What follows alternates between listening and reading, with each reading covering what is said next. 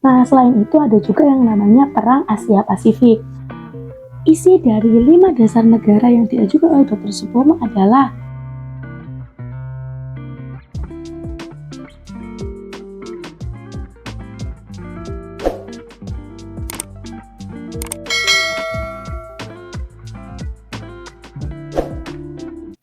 Assalamualaikum semuanya, balik lagi sama aku, Huri Rahma. Gimana nih kabarnya teman-teman semuanya? Semoga selalu sehat, bahagia, dan berpositif thinking ya. Oke, Huri mau mengucapkan selamat Hari Pancasila untuk Republik Indonesia. Wah, nggak kerasa ya, udah 78 tahun Pancasila menjadi dasar negara dari Republik Indonesia kita yang tercinta ini. Nah, Huria mau ikutan merayakan Hari Pancasila nih. Jadi, edisi dari Huri Ngoceh Part yang keempat ini, kita akan membahas tentang sejarah lahirnya Pancasila. Wah, pasti seru banget ya, karena pasti banyak kisah-kisah menarik di balik prosesi lahirnya Pancasila sampai menjadi dasar negara dari Republik Indonesia ini. Nah, karena kisah ini akan lumayan seru, akan lebih seru lagi kalau teman-teman siapin camilannya dan minumannya juga buat nemenin dengerin Huria ngoceh pada malam hari ini. Oke, di video ini akan Huria bagi menjadi 3 bagian ya teman-teman, yaitu periode pengusulan, yang kedua adalah periode perumusan, dan yang ketiga adalah periode pengesahan. So, biar nggak lama-lama, kita langsung aja ke ceritanya ya.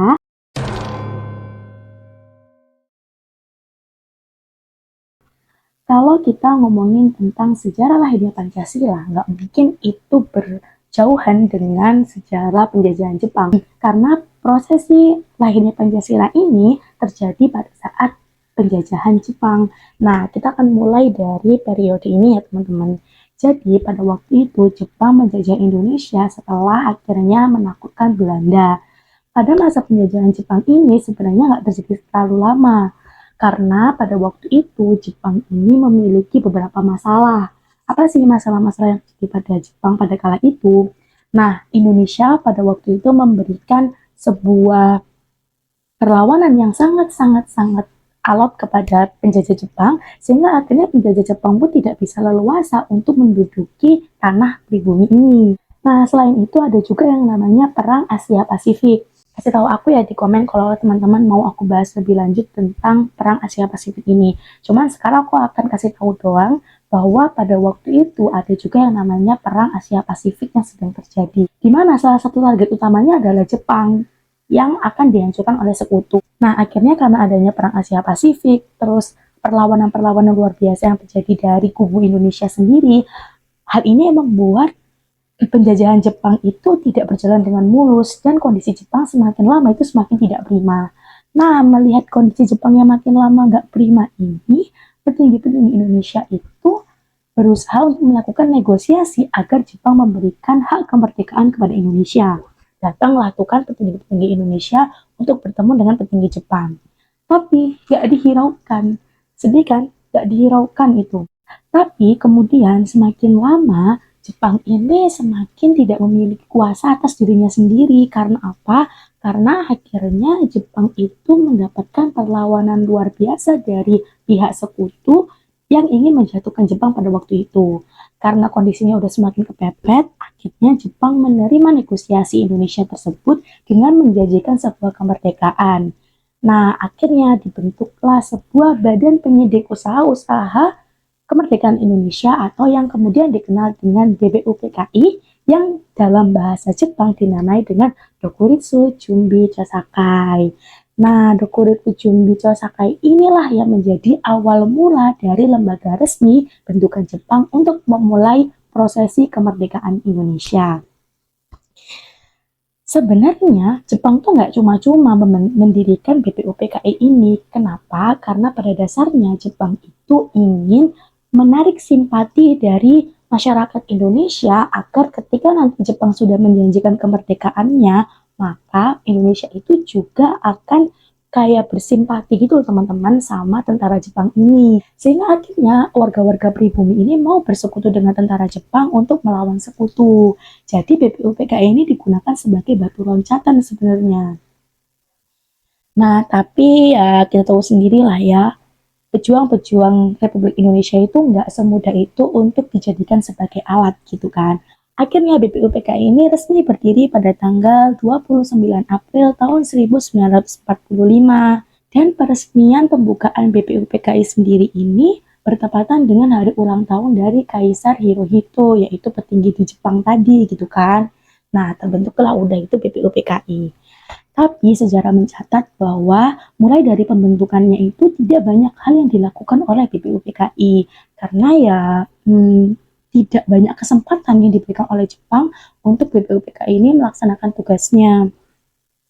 Sampai akhirnya pada tanggal 29 Mei, tepat 1 bulan setelah dibentuknya BPUPKI ini, mulailah sidang pertama dilaksanakan. Sidang ini dilaksanakan di Gedung Chow Sang-in yang beralamat di Jalan Pejambon 6 Jakarta, yang mana saat ini gedung itu dikenal dengan nama Gedung Pancasila. Dilaksanakanlah sidang pertama tersebut. Nah, di sidang pertama ini yang dibahas adalah dasar negara yang nanti akan dibentuk dan diberlakukan ketika negara sudah merdeka. Nah, perumusan dasar negara ini ternyata nggak bisa cepat ya teman-teman, sehingga dituliskan dalam sejarah bahwa pada sidang pertama belum ditemukan solusi atau perumusan yang tepat mengenai dasar negara itu sendiri.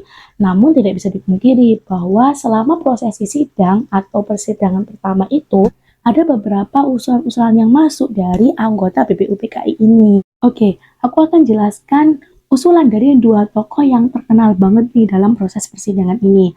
Yang pertama adalah beliau yang termasyhur Muhammad Yamin. Nah, Muhammad Yamin pada waktu itu memberikan usulan secara tertulis dan lisan yang diberikan selama persidangan. Nah, yang secara tertulis ini disampaikan kepada ketua sidang, yaitu Dr. Regiman Widyodiningrat yang saat itu juga menjabat sebagai ketua dari BPUPKI ini. Aku jelaskan untuk yang secara lisan dulu ya teman-teman. Jadi pada saat persidangan ini Muhammad Yamin mengusulkan 5 dasar negara yang nantinya akan digunakan oleh negara Republik Indonesia. Yang pertama adalah peri kebangsaan, yang kedua adalah peri kemanusiaan, yang ketiga adalah peri ketuhanan, yang keempat adalah peri kerakyatan, dan yang terakhir adalah keadilan rakyat. Oke, nah yang tertulis pun itu ada 5 teman-teman. Yang pertama adalah ketuhanan yang Maha Esa, yang kedua adalah kebangsaan persatuan Indonesia, yang ketiga adalah rasa kemanusiaan yang adil dan beradab, yang keempat adalah kerakyatan yang dipimpin oleh hikmat kebijaksanaan dalam permusyawaratan perwakilan, yang kelima adalah keadilan sosial bagi seluruh rakyat Indonesia. Usulan ini diberikan pada tanggal 29 Mei tahun 1945, yaitu pada hari pertama dilaksanakannya sidang pertama ini. Namun dicatat dalam sebuah literatur bahwa Muhammad Hatta yang menjadi salah satu anggota dari persidangan tersebut merasa tidak setuju dengan butir-butir daripada usulan dasar negara oleh Muhammad Yamin ini, sehingga tidak sampai pada kemufakatan. Lalu kemudian dilanjutkan pada tanggal 31 Mei tahun 1945, Dr. Supomo juga mengajukan dasar negara dalam masa persidangan ini. Pada saat mengajukan dasar negara ini, Dr. Supomo berusaha untuk menegaskan bahwa Indonesia merdeka merupakan negara yang mampu menyatukan seluruh golongan dan paham perorangan. Selain itu, Indonesia merdeka juga merupakan negara yang mampu melindungi seluruh lapisan masyarakatnya. Dr. Supomo juga mengajukan 5 dasar negara. Isi dari 5 dasar negara yang diajukan oleh Dr. Supomo adalah 1. Persatuan atau unitarisme, 2. Kekeluargaan, 3. Keseimbangan lahir dan batin, 4. Musyawarah, 5. Keadilan rakyat. Selanjutnya, Dr. Supomo pun berusaha untuk menegaskan sekali lagi bahwa Indonesia merdeka bukanlah sebuah negara yang nantinya akan tunduk pada golongan yang besar dan golongan yang kuat, melainkan fokus kepada seluruh golongan yang ada di lapisan masyarakat Indonesia. Namun kita ketahui juga bahwa usulan yang diberikan oleh Dr. Supomo belum bisa diterima secara mufakat oleh seluruh anggota dari rapat BPUPKI pertama ini. Nah, kemudian karena tidak kunjung mendapatkan jalan tengah, rapat pertama pun dibubarkan. Keesokan harinya, tepat pada tanggal 1 Juni 1945, I.R. Soekarno melakukan sebuah pidato bertajuk Lahirnya Pancasila. Ketika berpidato ini, I.R. Soekarno memang tidak memberikan judul dalam pidatonya ini. Namun, BPUPKI memberikan pidato ini judul Lahirnya Pancasila setelah dibukukannya buku pidato oleh BPUPKI, dan hal ini dilakukan oleh Dr. Rajimat Widyodiningrat sebagai Ketua BPUPKI pada waktu itu. Nah, di dalam pidato yang disampaikan oleh I.R. Soekarno tersebut juga ada 5 dasar negara yang diajukan beliau sebagai dasar negara Indonesia. Kelima dasar negara ini adalah yang pertama, kebangsaan Indonesia atau nasionalisme. Yang kedua, kemanusiaan atau internasionalisme. Yang ketiga, mufakat atau demokrasi. Yang keempat, keadilan sosial. Yang kelima, ketuhanan yang berkebudayaan. Kata-kata Pancasila pertama kali memang dicetuskan oleh Insinyur Soekarno pada tanggal 1 Juni tersebut, di mana beliau menyampaikan seperti ini. Sekarang banyaknya prinsip kebangsaan, kemanusiaan, mufakat, keadilan, dan ketuhanan, 5 bilangannya. Namun, namanya bukan Pancadharma, tetapi saya menamai ini dengan petunjuk teman saya yang ahli bahasa, namanya ialah Pancasila. Sila artinya asas atau dasar, di mana dengan kelima dasar inilah kita membentuk negara Indonesia yang kekal dan abadi. Maka kemudian tepat pada tanggal 1 Juni itulah kata-kata Pancasila pertama kali diucapkan dan kemudian akan digunakan sebagai penamaan dari dasar negara Indonesia. Setelah pidato itu selesai, BPUPKI pun membuat panitia kecil guna merumuskan kembali dasar negara sesuai dengan pidato yang disampaikan oleh Insinyur Soekarno pada waktu itu. Panitia kecil ini selanjutnya akan dikenal dengan namanya Panitia 9. Ayo, siapa aja nih anggota Panitia 9? I.R. Soekarno, Muhammad Hatta, A.A. Maramis, Abi Kusno Cokrosuyoso. Kemudian yang kelima adalah Ahmad Subarjo, selanjutnya ada Muhammad Yamin, Abdul Kahar Muzakir, Wahid Hashim, dan aku Salim. Nah, pas ya ada 9. Kalian masih hafal nggak? Pinter kalau masih hafal ya. Nah, tugas dari Panitia 9 tadi selain merumuskan Pancasila adalah ada 5 hal nih. Yang pertama adalah merumuskan dasar negara Pancasila menjadi Piagam Jakarta yang dilaksanakan pada tanggal 22 Juni tahun 1945. Perumusan kedua adalah pembukaan Undang-Undang Dasar tahun 1945 pada tanggal 18 Agustus 1945. Selanjutnya, yang ketiga adalah rumusan mengenai Muqaddimah Konstitusi Republik Indonesia Serikat pada tanggal 27 Desember 1949. Selanjutnya, rumusan keempat adalah Muqaddimah pembukaan Undang-Undang Dasar sementara pada tanggal 15 Agustus 1950. Nah, selanjutnya tugas terakhir yaitu rumusan kelima adalah rumusan pertama. Rumusan pertama menjiwai rumusan kedua dan menjadi satu kesatuan menjadi sebuah konstitusi. Ada 5 tadi ya. Yang pertama merumuskan dasar negara atau pada waktu itu dinamai Piagam Jakarta. Yang kedua merumuskan tentang pembukaan UUD 1945. Yang ketiga adalah merumuskan Muqaddimah Konstitusi Republik Indonesia Serikat. Yang keempat adalah merumuskan pembukaan Undang-Undang Dasar sementara. Dan yang terakhir adalah rumusan pertama menjiwai rumusan kedua menjadi satu kesatuan konstitusi. Nah, oke.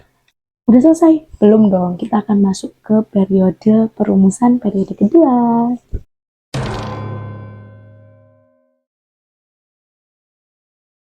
Oke, pada periode perumusan ini ada hal yang sangat menarik yang dilakukan oleh BPUPKI pada tanggal 10 sampai 16 Juli 1945, di mana pada tanggal tersebut akhirnya BPUPKI merumuskan sebuah rumusan baru bernama Pembukaan Hukum Dasar, yang mana pembukaan hukum dasar ini merupakan langkah awal untuk terjadinya kemerdekaan Indonesia.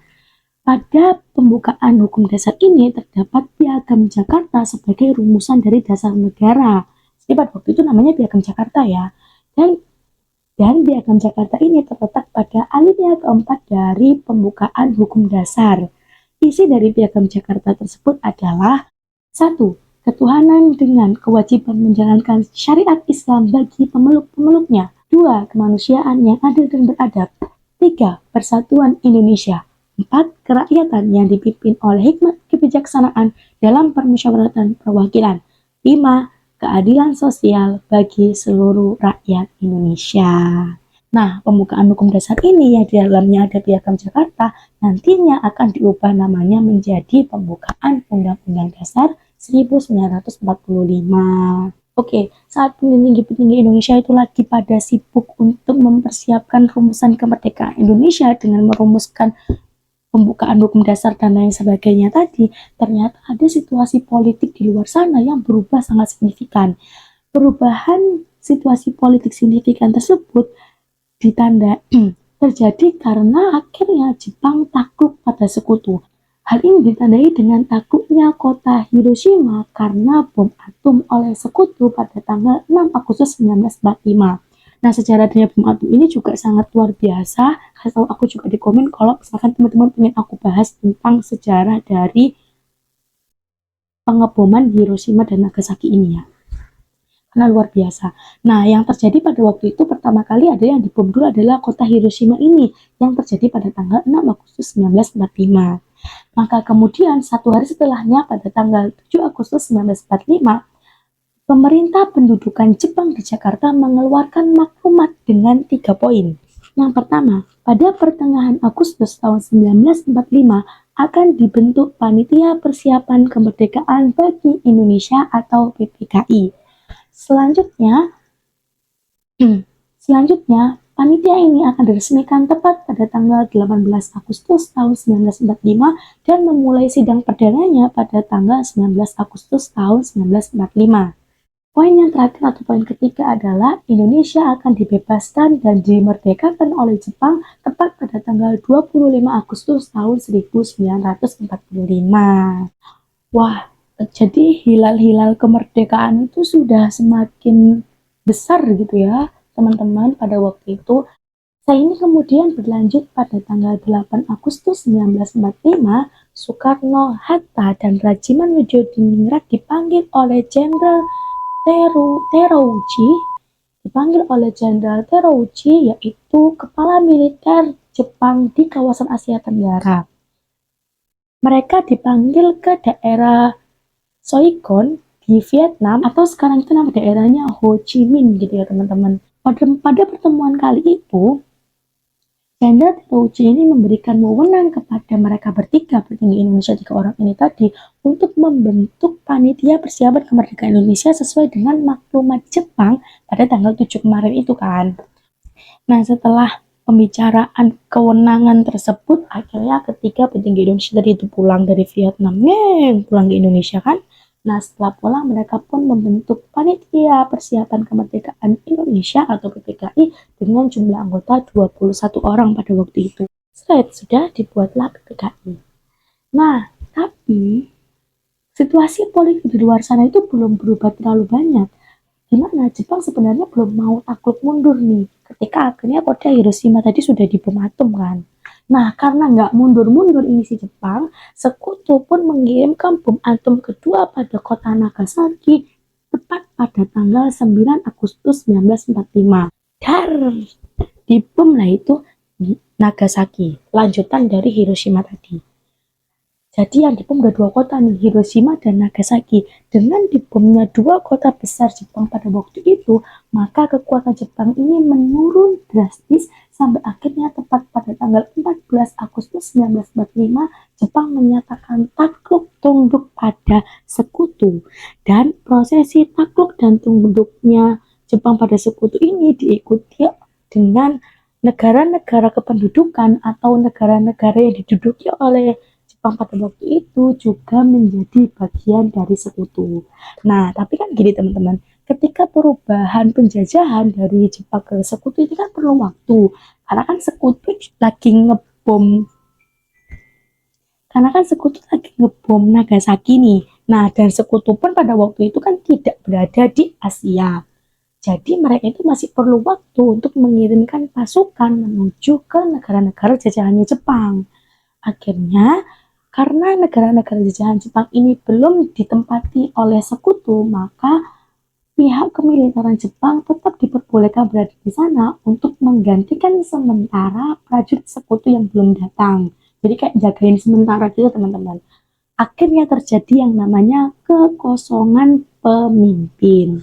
Ya, jadilah kekosongan pemimpin itu tepat pada tanggal 14 Agustus sejak akhirnya Jepang ini menyerah pada sekutu. Oke, nah terus berarti pada waktu itu Indonesia nggak ada yang mimpin dong, iya, beberapa hari nggak ada yang mimpin tuh. Akhirnya kita lanjut ke periode pengesahan.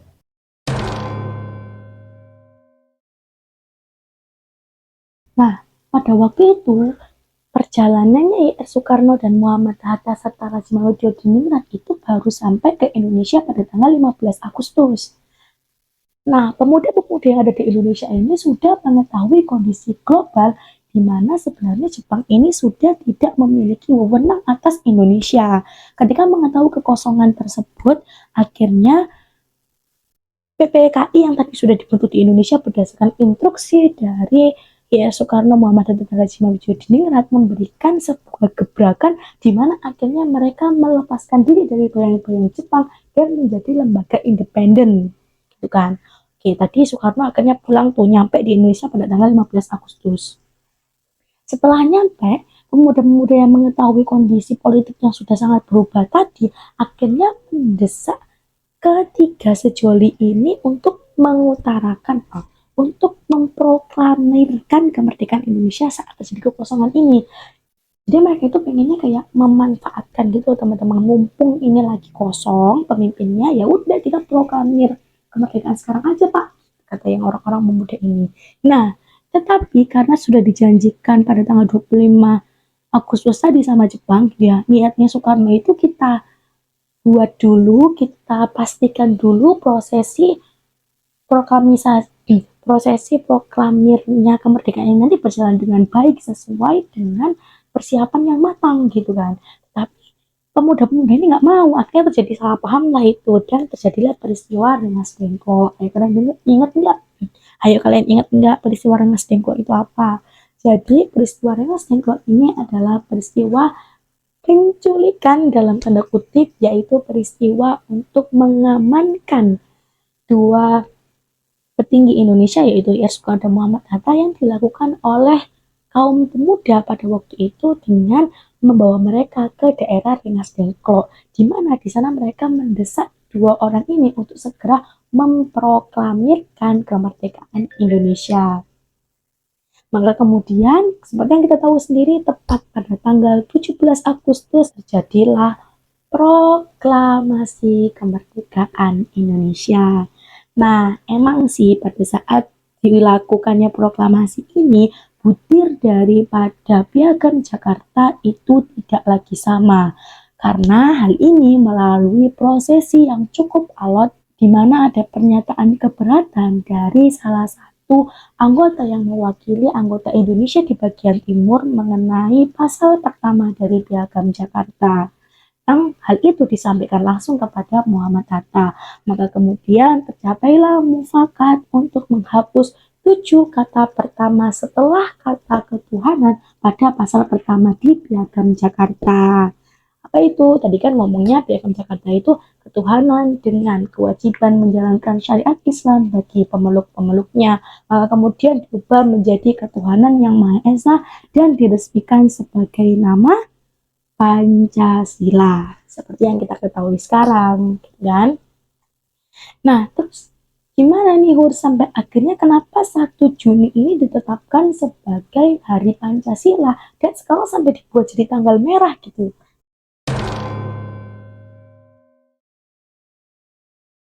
Nah, maka kemudian pada masa Presiden Joko Widodo di tahun 2016 sesuai dengan Peraturan Presiden pada tahun 2016 bahwa tanggal 1 Juni ditetapkan sebagai Hari Besar Indonesia, yaitu Hari Pancasila, dan akan mulai diberlakukan tanggal merah atau libur nasional pada 1 Juni tahun depannya, yaitu tahun 2017. Jadi baru pada tahun 2017 itu akhirnya tanggal 1 Juni dilakukan libur nasional untuk memperingati Hari Pancasila. Nah, sehingga kemudian akhirnya Pancasila ini digunakan sampai sekarang sebagai dasar negara Republik Indonesia.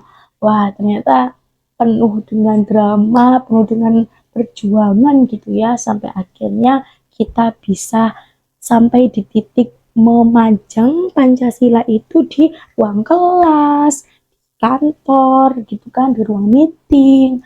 Nah, itu nggak gampang teman-teman ya.